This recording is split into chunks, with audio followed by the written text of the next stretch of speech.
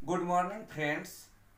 आज मैं इस वीडियो में बिहार में नहरों के जो प्रणाली है उस प्रणाली के बारे में बता रहे हैं। यह वीडियो जो आने वाला बिहार का एग्जाम होगा उसमें बहुत महत्वपूर्ण होगा।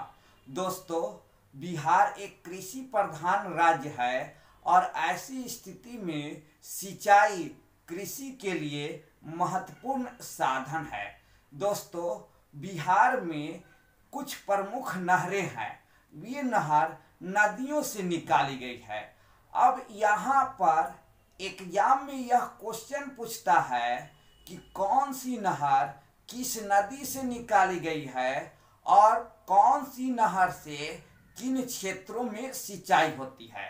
तो दोस्तों, हम लोग देखे थे कि उत्तरी बिहार के में कुछ प्रमुख नदियां हैं और दक्षिणी बिहार में कुछ प्रमुख नदियां हैं। इन्हीं नदियों से नहरें निकाली गई है। सबसे प्रमुख जो नहर है दक्षिणी बिहार में वो आपका सोन नदी से डिहरी अनसोन से दो नहर निकाली गई है, एक पूर्वी नहर एक पश्चिमी नहर। तो यहाँ सबसे पहले देखिए पूर्वी सोन नहर। तो पूर्वी सोन नहर किस नदी से निकाली गई है? तो ये सोन नदी से निकाली गई है और ये पूर्वी सोन नहर से पटना, गया, जहानाबाद, अरवल, औरंगाबाद जिलों में सिंचाई होती है। वहीं पर पश्चिमी सोन नहर यह भी डिहरी अनसोन से ही निकाली गई है जो सोन नदी से है। इस नहर से सिंचाई आरा, रोहतास और बक्सर जिले में होता है। अगला है त्रिवेणी नहर। तो त्रिवेणी नहर एक किस नदी से निकाली गई है? तो गंडक नदी से निकाली गई है। ये त्रिवेणी नहर चंपारण के लिए प्रसिद्ध है।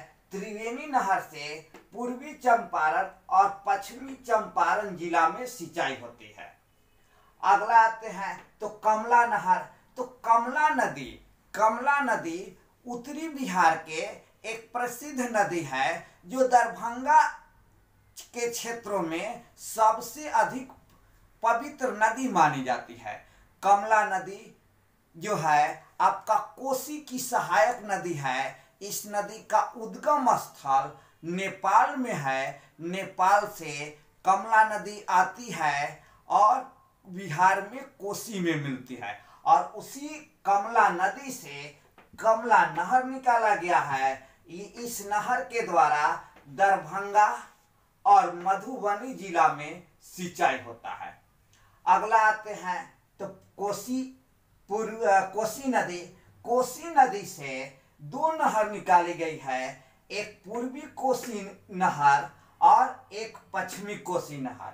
पूर्वी कोसी नहर से पूर्णिया, अररिया, सहरसा, मधेपुरा, सुपौल और खगड़िया जिले में सिंचाई होती है। ये आपका पूर्वी कोसी नहर से पूर्णिया, अररिया, सहरसा, मधेपुरा, सुपौल और खगड़िया जिला में सिंचाई होती है। पश्चिमी कोसी नहर तो यह भी कोसी नदी से निकाली गई है और इससे बेगूसराय, दरभंगा और मधुबनी जिला में सिंचाई होती है। दोस्तों, तिरहुत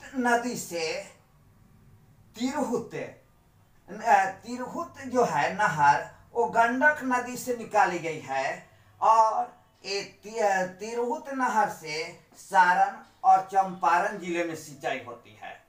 अगला आते हैं तो तेउर नहर। तो तेउर नहर किस नदी से निकाली गई है? तो गंडक नदी से निकाली गई है और इससे भी चंपारण के क्षेत्रों में सिंचाई होती है।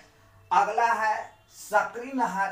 तो ये सकरी नहर सकरी नदी से निकाली गई है और सकरी नहर से मुंगेर, लखीसराय, गया एवं पटना जिले में सिंचाई होती है।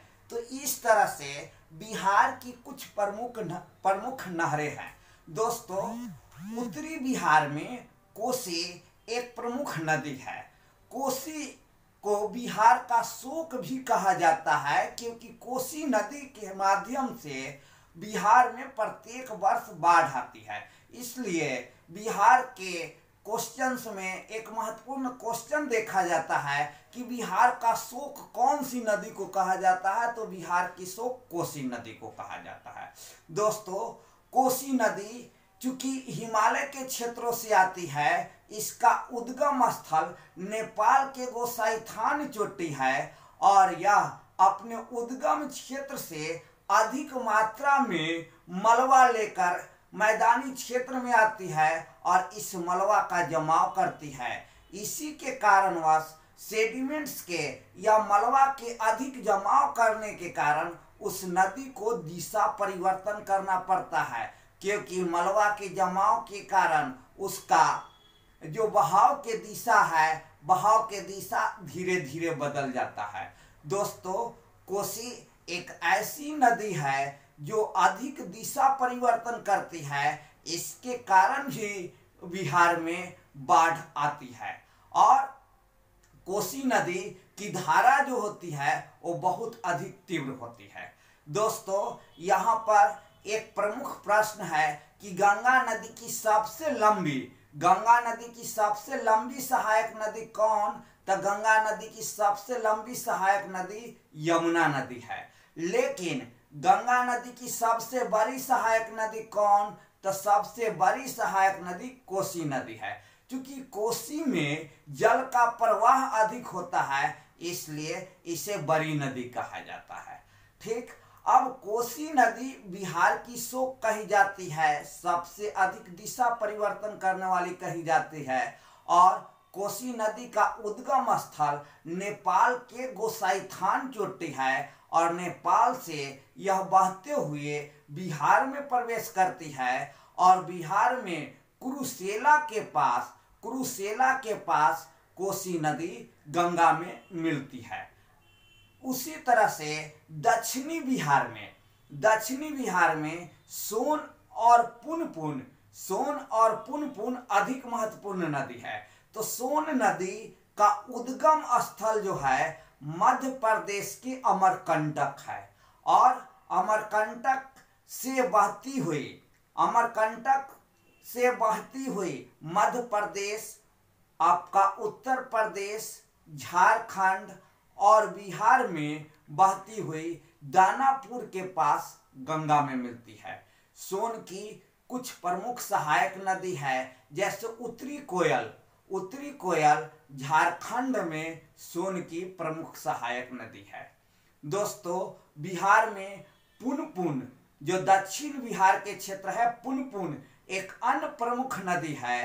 तो ये पुनपुन नदी का उद्गम स्थल झारखंड में हजारीबाग का क्षेत्र है और वहां से हजारीबाग से बहती हुई बिहार के क्षेत्र में प्रवेश करती है और आपका पटना से 25 किलोमीटर पूर्व की ओर गंगा में मिलती है।